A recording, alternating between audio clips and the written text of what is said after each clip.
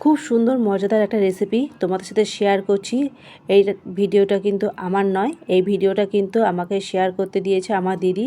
আমার দিদি কিন্তু এই রেসিপিটা তৈরি করেছিল, আর এই রেসিপিটা তৈরি করে পুরো ভিডিওটা কিন্তু আমাকে পাঠিয়েছিল তোমাদের সাথে শেয়ার করার জন্য। তাই কিন্তু আমি এই রেসিপি তোমাদের সাথে শেয়ার করছি। তো এখানে কিন্তু পনির আছে, তোমরা দেখতেই পাচ্ছ। এই পনিরে কিন্তু খুব সুন্দর মজাদার একটা রেসিপি তৈরি হচ্ছে। তো এখানে কিন্তু 500 গ্রামের মতো পনির নেওয়া হয়েছে। তো পনিরটাকে কিন্তু গ্রেটার দিয়ে গ্রেট করেছে। তারপর এটাকে দেখো খুব সুন্দর এবং যত্ন সহকারে কিন্তু গণেশ পুজোর জন্য কিন্তু একটা অনেক রকমের, একটা নয় 3 রকমের কিন্তু এখানে মিষ্টির একটা রেসিপি তৈরি করা হয়েছে, যেগুলো কিন্তু আমাদের গণেশ দেবতার খুব পছন্দ। তো এখানে কিন্তু এই দেখো পনিরটা দিয়ে দিয়েছে, আর গ্যাসের ফ্লেমটা কিন্তু অবশ্যই কমিয়ে নিয়েছে। আর দিয়ে দিয়েছে এখানে এলাচ গুঁড়ো, আর দিচ্ছে এখানে তোমার 2 চামচ, ঠিক এরকম বড় চামচে 2 চামচ দিয়েছে এখানে গুঁড়ো দুধ। আর এখানে কিন্তু ছোট কাপ যে আছে 1 কাপ দুধ দিয়েছে এখানে, লিকুইড দুধ। আর এখানে দিয়ে দিচ্ছে তোমার 200 গ্রামের মতো চিনি।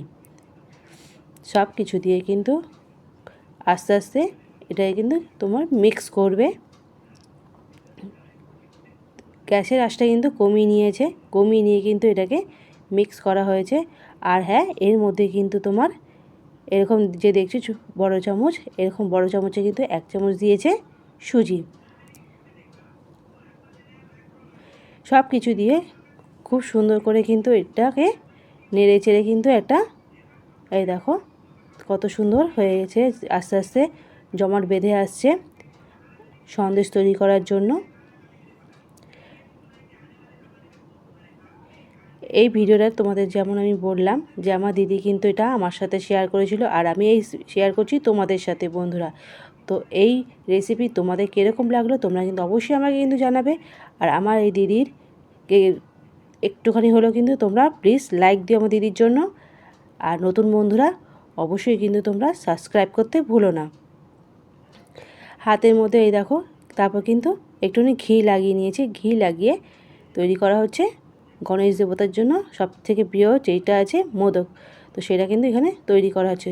তবে হ্যাঁ, এগুলো কিন্তু সমস্ত কিছু তৈরি করা হয়েছে কিন্তু নিজের হাতে, আর কোনো রকমভাবে কিন্তু এগুলো সাজ দিয়ে তৈরি করেনি।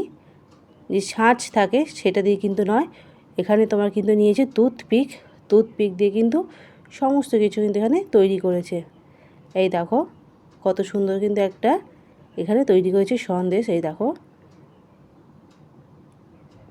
এই দেখো। তো এই হচ্ছে গণেশ দেবতা সবথেকে প্রিয় মোদক তৈরি হয়ে গেছে। আর দিয়ে দিল এখানে কেশর।